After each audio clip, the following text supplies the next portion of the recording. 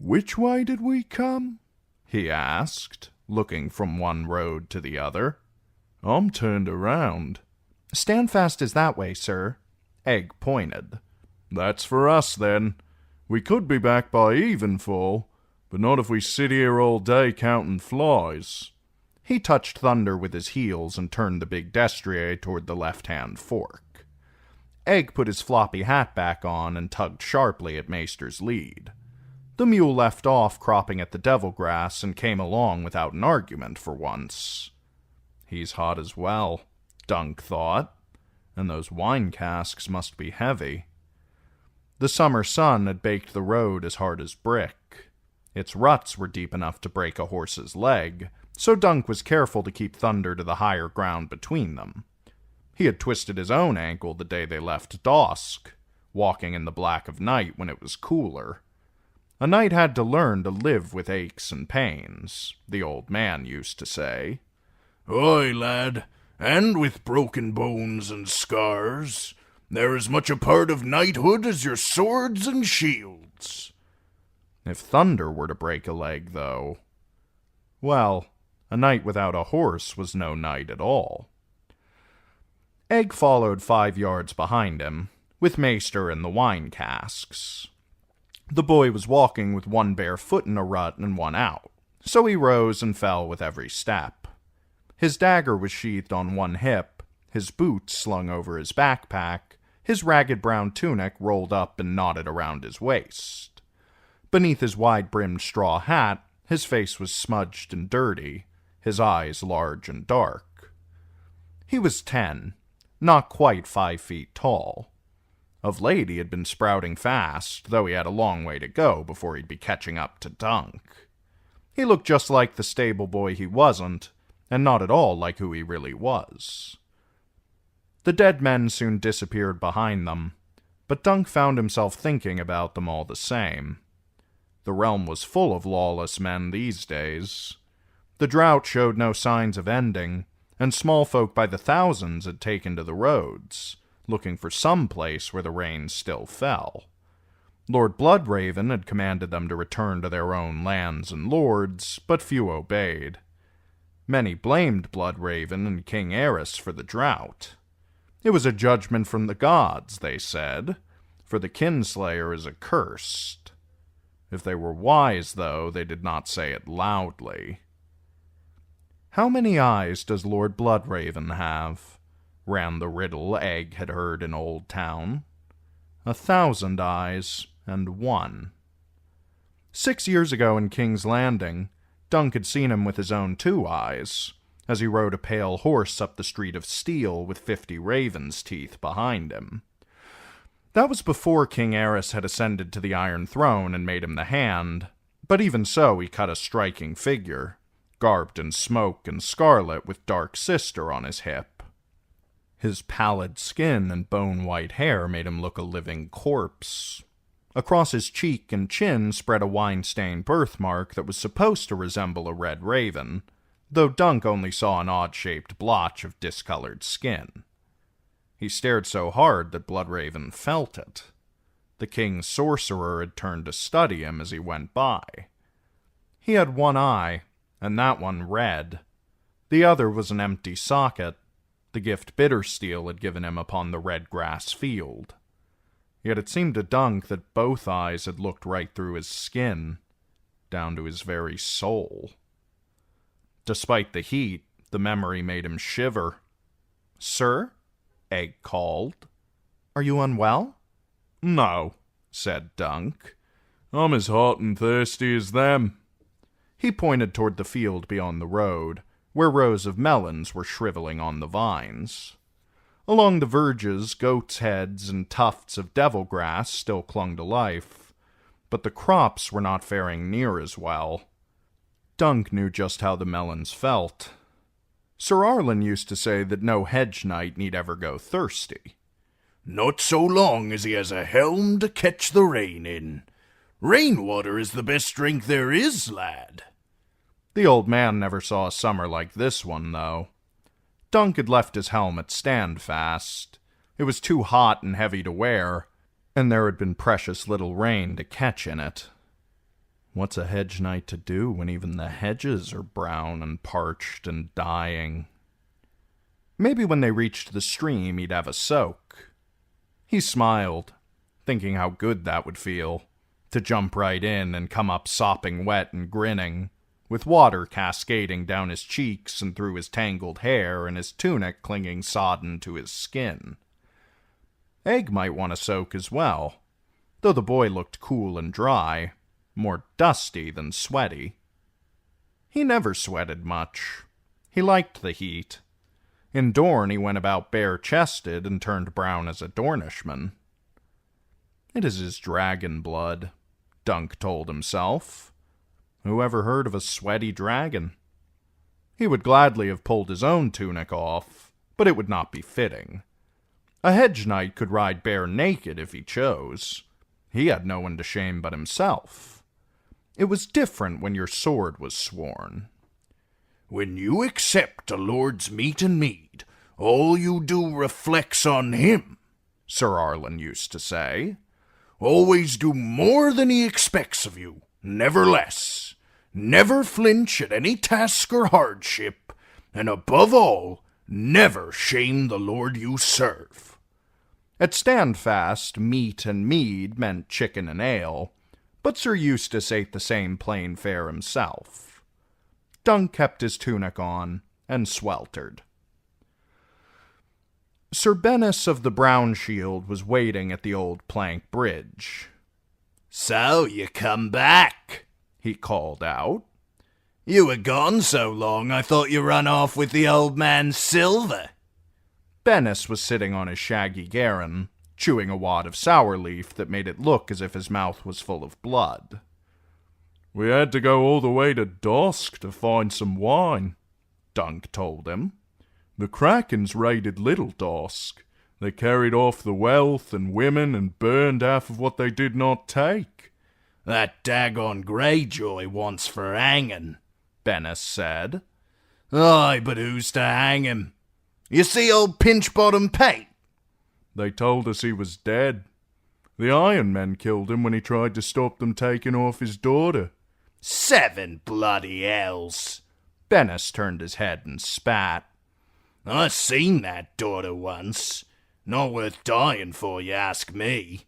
That fool Pate owed me half a silver." The Brown Knight looked just as he had when they left. Worse, he smelled the same as well. He wore the same garb every day. Brown breeches, a shapeless rough-spun tunic, horsehide boots. When armored, he donned a loose brown surcoat over a shirt of rusted mail. His sword belt was a cord of boiled leather, and his seamed face might have been made of the same thing. His head looks like one of those shriveled melons that we passed.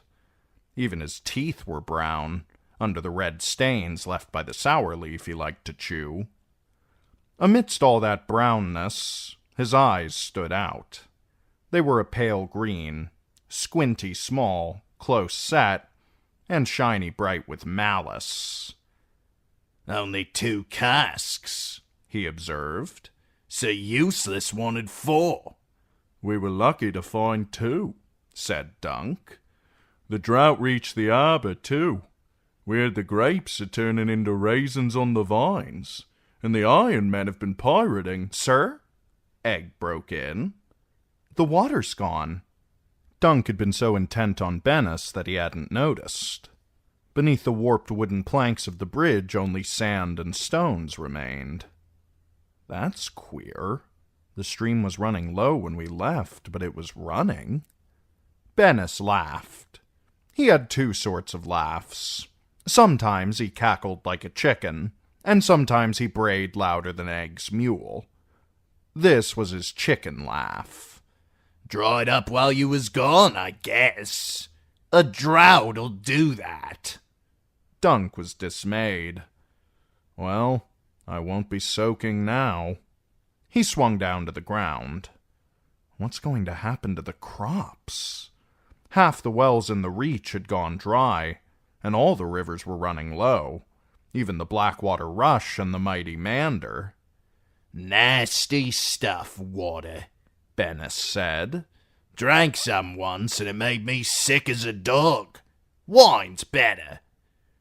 Not for oats, not for barleycorn, not for carrots, onions, cabbages. Even grapes need water. Dunk shook his head. How could it go dry so quick? We've only been gone 6 days. Wasn't much water in there to start with, Dunk. Time was I could piss me bigger streams than this one. Not Dunk, said Dunk. I told you that. He wondered why he bothered. Bennis was a mean-mouthed man, and it pleased him to make mock. I'm called Sir Duncan the Tall. By who? You bald pap? He looked at Egg and laughed his chicken laugh. You're taller than when you did for Pennytree, but you still look a proper dunk to me.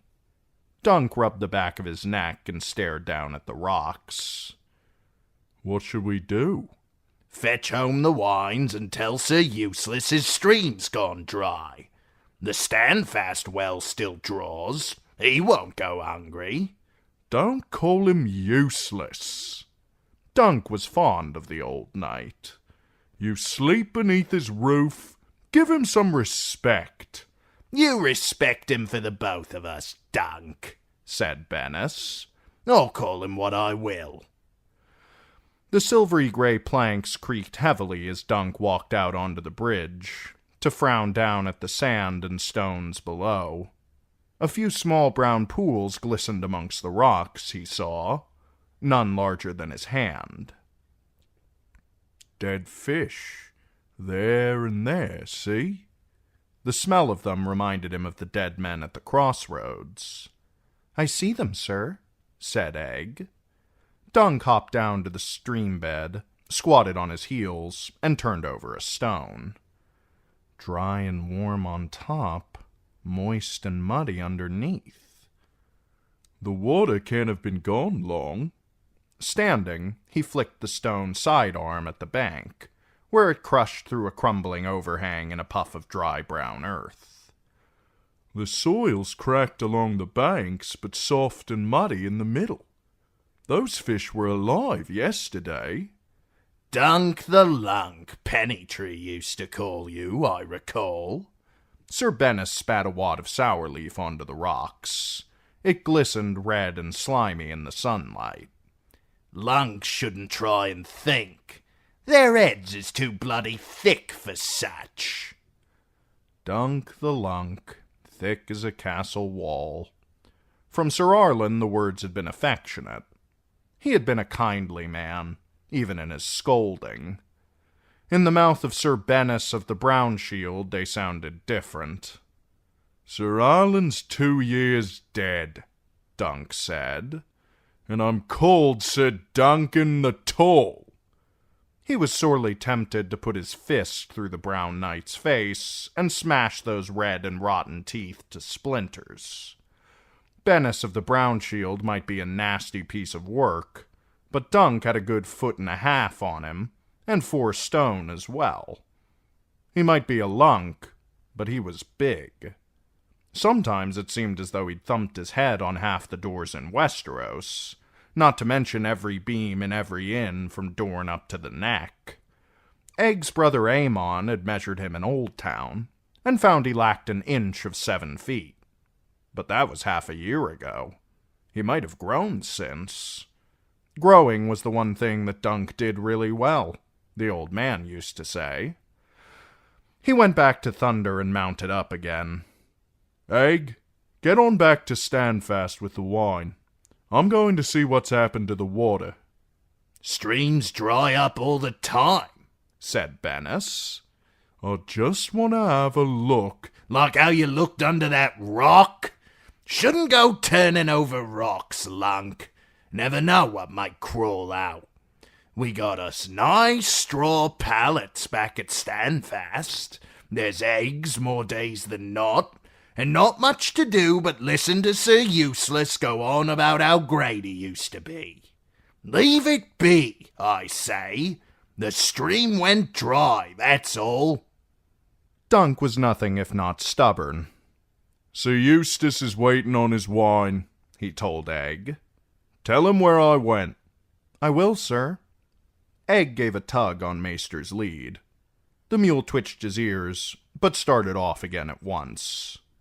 He wants to get those wine casks off his back. Dunk could not blame him. The stream flowed north and east when it was flowing, so he turned Thunder south and west. He had not ridden a dozen yards before Bennis caught him. I'd best come see you don't get hanged. He pushed a fresh sour leaf into his mouth. Past that clump of sand willows, the whole right bank is spider land. I'll stay on our side. Dunk wanted no trouble with the lady of the cold moat. At Standfast you heard ill things of her. The Red Widow, she was called, for the husband she had put into the ground. Old Sam Stoops said she was a witch, a poisoner, and worse. 2 years ago she had sent her knights across the stream to seize an Osgrey man for stealing sheep. When my lord rode to Coldmoat to demand him back, he was told to look for him at the bottom of the moat, Sam had said. She'd sewn poor Dake in a bag of rocks and sunk him. 'Twas after that Sir Eustace took Sir Bennis into his service, to keep them spiders off his lands. Thunder kept a slow, steady pace beneath the broiling sun. The sky was blue and hard, with no hint of cloud anywhere to be seen. The course of the stream meandered around rocky knolls and forlorn willows, through bare brown hills and fields of dead and dying grain. An hour upstream from the bridge, they found themselves riding on the edge of the small Osgrey forest called Watts Wood. The greenery looked inviting from afar, and filled Dunk's head with thoughts of shady glens and chuckling brooks. But when they reached the trees, they found them thin and scraggly, with drooping limbs. Some of the great oaks were shedding leaves, and half the pines had turned as brown as Sir Bennis, with rings of dead needles girdling their trunks. Worse and worse, thought Dunk. One spark, and this will all go up like tinder. For the moment, though, the tangled underbrush along the checky water was still thick with thorny vines, nettles, and tangles of briar-white and young willow. Rather than fight through it, they crossed the dry stream bed to the cold moat side, where the trees had been cleared away for pasture. Amongst the parched brown grasses and faded wildflowers, a few black-nosed sheep were grazing. Never knew an animal stupid as a sheep, Sir Bennis commented. Think they're kin to you, Lunk? When Dunk did not reply, he laughed his chicken laugh again. Half a league farther south, they came upon the dam. It was not large as such things went, but it looked strong. 2 stout wooden barricades had been thrown across the stream from bank to bank, made from the trunks of trees with the bark still on. The space between them was filled with rocks and earth and packed down hard. Behind the dam, the flow was creeping up the banks and spilling off into a ditch that had been cut through Lady Weber's fields. Dunk stood in his stirrups for a better look. The glint of sun off water betrayed a score of lesser channels, running off in all directions like a spider's web. They are stealing our stream. The sight filled him with indignation, especially when it dawned on him that the trees must surely have been taken from Watts Wood. See what you went and did, Lunk, said Bennis. Couldn't have it that the stream dried up, no. Might be this starts with water, but it'll end with blood. Yours and mine, most like. The Brown Knight drew his sword. Well, no help for it now. There's your thrice-damned diggers. Best we put some fear in them. He raked his garron with his spurs and galloped through the grass. Dunk had no choice but to follow. Sir Arlen's longsword rode his hip, a good straight piece of steel. If these ditch diggers have a lick of sense, they'll run. Thunder's hooves kicked up clods of dirt. One man dropped his shovel at the sight of the oncoming knights, but that was all. There were a score of the diggers, short and tall, old and young, all baked brown by the sun. They formed a ragged line as Bennis slowed, clutching their spades and picks. "This is Cold Moat land," one shouted. "And that's an Osgrey stream." Bennis pointed with his longsword. "Who put that damn dam up?" "Maister Carrick made it," said one young digger. "No," an older man insisted. "The grey pup pointed some and said do this and do that, but it were us who made it." "Then you can bloody well unmake it." The digger's eyes were sullen and defiant. One wiped the sweat off his brow with the back of his hand. No one spoke. "You lot don't hear so good," said Bennis. "Do I need to lop me off an ear or two? Who's first?" "This is Weber land." The old digger was a scrawny fellow, stooped and stubborn. "You got no right to be here. Lop off any ears and milady will drown you in a sack." Bennis rode closer. "Don't see no ladies here. Just some mouthy peasant." He poked the digger's bare brown chest with the point of his sword, just hard enough to draw a bead of blood. "He goes too far." "Put up your steel," Dunk warned him. "This is not his doing. This maester set them to the task." "It's for the crops, sir," a jug-eared digger said. "The wheat was dying, the maester said. The pear trees, too." "Well, maybe them pear trees die, or maybe you do." "Your talk don't frighten us," said the old man. "No?" Bennis made his longsword whistle, opening the old man's cheek from ear to jaw. "I said them pear trees die, or you do." The digger's blood ran red down one side of his face. He should not have done that. Dunk had to swallow his rage. Bennis was on his side in this. "Get away from here," he shouted at the diggers. "Go back to your lady's castle." "Run," Sir Bennis urged. 3 of them let go of their tools and did just that, sprinting through the grass. But another man, sunburned and brawny, hefted up a pick and said, "There's only 2 of them." "Shovels against swords is a fool's fight, Jorgen," the old man said, holding his face. Blood trickled through his fingers. "This won't be the end of this. Don't think it will." "One more word and I might be the end of you." "We meant no harm to you," Dunk said, to the old man's bloody face. "All we want is our water. Tell your lady that." "Oh, we'll tell her, sir," promised the brawny man, still clutching his pick. "That we will." On the way home, they cut through the heart of Watt's Wood, grateful for the small measure of shade provided by the trees. Even so, they cooked. Supposedly there were deer in the wood, but the only living things they saw were flies. They buzzed about Dunk's face as he rode, and crept round Thunder's eyes, irritating the big warhorse no end. The air was still, suffocating. At least in Dorne the days were dry, and at night it grew so cold I shivered in my cloak. In the Reach the nights were hardly cooler than the days, even this far north.